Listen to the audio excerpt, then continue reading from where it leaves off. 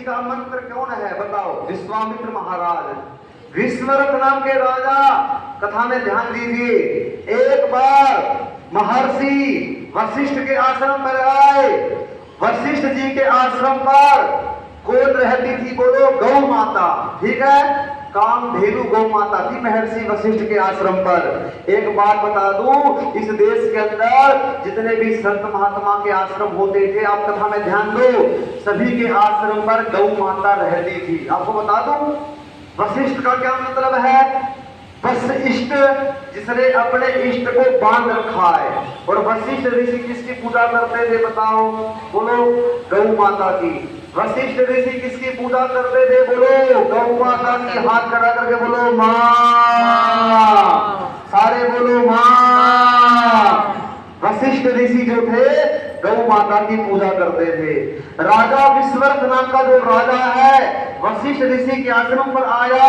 वशिष्ठ ऋषि से कहा, ये बातें मैं आपको वाल्मीकि रामायण से बता रहा हूँ, इस बात को समझ जाओ, गौ कथा क्या है। तो वशिष्ठ जी से राजा विश्वरथ ने कहा, हम आपके आश्रम पर थोड़ी देर तक रहने आए हैं, हमारे लिए भोजन की व्यवस्था कर दो।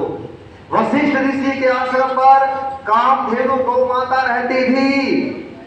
वशिष्ठ ऋषि ने, इधर ध्यान दीजिए कथा में, वशिष्ठ ऋषि ने कामधेनु गौ माता के पास गए और गौ माता के सामने हाथ जोड़ दिया और कहा, हे माता, हमारे कुटिया में राजा आया है, उसके स्वागत के लिए भोजन की व्यवस्था कर दो। जैसे ही वशिष्ठ जी ने कहा, कामधेनु गौ माता ने 56 भोग प्रकट कर दिए। बोलो कामधेनु गौ माता की। प्रकट करती है। अब ये 56 भोग जो है विश्वरथ नाम के राजा को परोसा गया। राजा ने भोजन ग्रहण कर लिया, उसके सिपाही ने भी खा लिया। राजा सोचने लगा, ये लंगोटी वाला बाबा के पास 56 प्रकार का भोग कहां से आया? 56 प्रकार का पकवान किसने बनाया?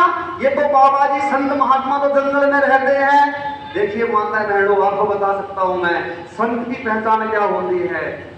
ना पैर में जूता है, ना सर पे छाता है। संत की पहचान क्या है बोलो? ना पैर में जूता है, ना सर पे छाता है, ना बैंक में खाता है, ना परिवार से नाता है। बोलो शंकर भगवान की। परंतु आजकल तो संत तो बड़े बड़े अमीर हो गए, आजकल तो कोई साधु भी नहीं रह गया, सब साधु होते जा रहे हैं। संत महात्मा तो बंगले में रह रहे हैं, पहले जंगल में रहते थे संत महात्मा, आजकल तो बड़े बड़े आश्रम में रह रहे हैं, बड़े बड़े एसी में रह रहे हैं।